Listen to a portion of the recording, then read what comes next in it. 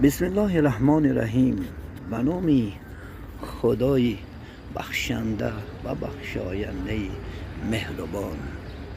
اینک عزیزان من، در این سحری پرفیض، سحری پربرکات که میبینیم تمام اهل انشاءالله مسلمان زمین انشاءالله به سوی خانه خدا، به سوی کردن عبادت و یافتن رضای الله سبحانه و تعالی و بشارت کردن روح محمد صلی الله علیه و سلم امروز عزیزان من سعی و کوشش دارند.